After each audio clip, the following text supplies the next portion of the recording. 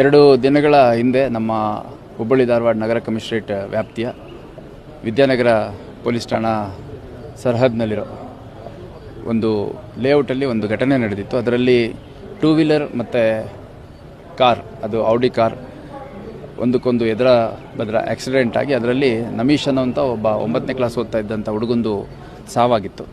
ಆ ನಂತರದಲ್ಲಿ ಪರಿಶೀಲನೆ ಮಾಡಿದಂಥ ಸಂದರ್ಭದಲ್ಲಿ ನಮಗೆ ಕಂಡು ಬಂದದ್ದು, ಅವರು ರೀಲ್ಸ್ ಮಾಡೋವಂಥ ಒಂದು ಕೆಲಸಕ್ಕೆ ಮುಂದಾಗಿ ಬೈಕ್ ಮತ್ತು ಕಾರ್ ಎದುರಂಬದ್ರ ಬಂದಾಗ ಯಾವ ರೀತಿ ಆ್ಯಕ್ಷನ್ ಸೀಕ್ವೆನ್ಸ್ ಇರುತ್ತೆ ಅನ್ನೋಂಥದ್ದನ್ನು ಮೊಬೈಲಲ್ಲಿ ಶೂಟ್ ಮಾಡಬೇಕಾದ್ರೆ ಆ ಒಂದು ಆಕ್ಸಿಡೆಂಟ್ ಆಗಿ ಅಲ್ಲಿ ಸಾವಾಗಿದ್ದು ನಮಗೆ ಗಮನಕ್ಕೆ ಬಂದಿತ್ತು.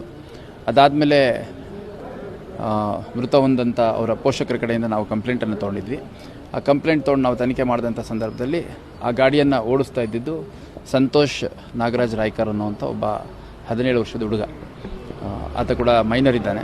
ಮತ್ತು ಆ ಗಾಡಿ ಅವ್ರ ತಂದೆ ನಾಗರಾಜ್ ರಾಯ್ಕರ್ ಅನ್ನೋಂಥವ್ರಿಗೆ ಬಿಲಾಂಗ್ ಆಗುತ್ತೆ ಅನ್ನೋವಂಥದ್ದು.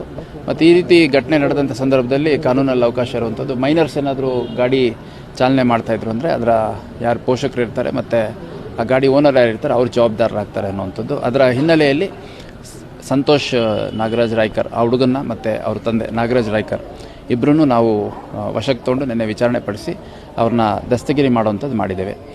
ಪ್ರಕರಣ ಏನಿದೆ ಫಿರ್ಯಾದಿದಾರರು ಕೊಟ್ಟಿದ್ದು ಮತ್ತು ನಮ್ಮ ತನಿಖೆಯಲ್ಲಿ ಕಂಡು ಬಂದದ್ದು 105 BNS ಅಂತ, ಈ ಹಿಂದೆ 304 IPC ಅಂತಿತ್ತು. ಅಂದರೆ culpable homicide not amounting to murder ಅಂತ. ಅಂದರೆ ಈ ಒಂದು ಕೃತ್ಯ ಒಂದು ಕೊಲೆ ಪ್ರಕರಣಕ್ಕೆ ಸಮಾನವಾದ್ದು, ಆದರೆ ಕೊಲೆ ಮಾಡೋ ಉದ್ದೇಶ ಹೊಂದಿರೋದಿಲ್ಲ ಅನ್ನೋಂಥದ್ದು ಈ ಒಂದು ಸೆಕ್ಷನ್ಗಳಲ್ಲಿ ಇರುವಂಥದ್ದು. ಯಾಕಂದರೆ ಅಪ್ರಾಪ್ತ ಬಾಲಕರು ಗಾಡಿ ತೊಗೊಂಡು ಹೋದಂಥ ಸಂದರ್ಭದಲ್ಲಿ ಅಲ್ಲಿ ಅಪಘಾತ ಆಗಿ ಅದು ಸಾವಾಗುತ್ತೆ ಅನ್ನುವಂಥದ್ದು ಎಲ್ಲರಿಗೂ ಗೊತ್ತಿರುವಂಥ ವಿಷಯ.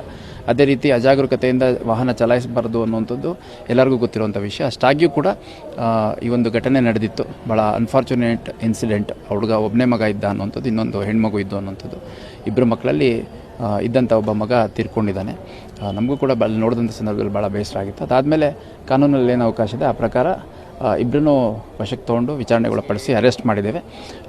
ನಾಗರಾಜ್ ರಾಯ್ಕರ್ ಏನಿದ್ದಾರೆ ಅವರಿಗೆ ಜುಡಿಷಿಯಲ್ ಕಸ್ಟಡಿ ಕೊಡಲಾಗುತ್ತೆ. ಮತ್ತು ಆ ಹುಡುಗ ಸಂತೋಷ್ ನಾಗರಾಜ್ ರಾಯ್ಕರ್ ಏನಿದ್ದಾನೆ ಅವನಿಗೆ ಜುವೆನೈಲ್ ಹೋಮ್ ಏನಿದೆ ಅಲ್ಲಿಗೆ ಕಳಿಸುವಂಥದ್ದಾಗುತ್ತೆ. ಉಳಿದ ಕಾನೂನು ಪ್ರಕ್ರಿಯೆ ಅವ್ರಿಗೆ ಅವಕಾಶ ಇದೆ. ಮತ್ತು ತನಿಖೆಯನ್ನು ಉತ್ತಮ ರೀತಿಯಲ್ಲಿ ಎಲ್ಲ ಸಾಕ್ಷ್ಯಾಧಾರಗಳನ್ನು ಒಳಗೊಂಡಂತೆ ಪೂರ್ಣ ಮಾಡಿ ನಾವು ಅಂತಿಮ ವರದಿಯನ್ನು ನ್ಯಾಯಾಲಯಕ್ಕೆ ಸಲ್ಲಿಸುವಂಥ ಕೆಲಸ ಮಾಡ್ತೀವಿ.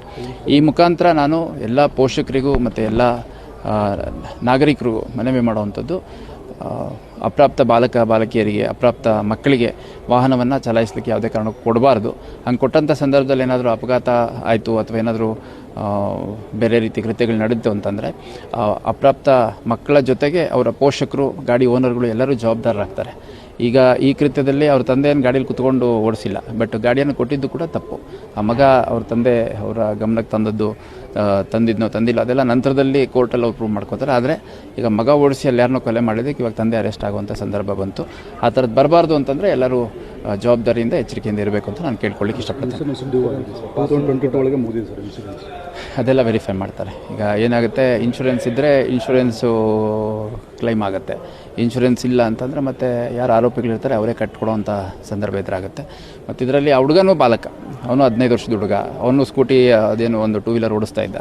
ಅದನ್ನು ಓಡಿಸ್ಲಿಕ್ಕೆ ಅವನಿಗೆ ಯಾವುದೂ ಇದಿಲ್ಲ. ಅದು ಲೀಗಲ್ ರಿಕೋರ್ಸ್ ಏನಿದೆ ಅದನ್ನು ನ್ಯಾಯಾಲಯದಲ್ಲಿ ಆಗುತ್ತೆ. ನಮ್ಮದು ಏನಿದೆ ಸೂಕ್ತ ಕಲಂಗಳಡಿಯಲ್ಲಿ ಪ್ರಕರಣ ದಾಖಲು ಮಾಡಿಕೊಂಡು ಅವ್ರನ್ನ ದಸ್ತಗಿರಿ ಮಾಡುವಂಥದ್ದು ಅದು ಮಾಡಿದ್ದೇವೆ.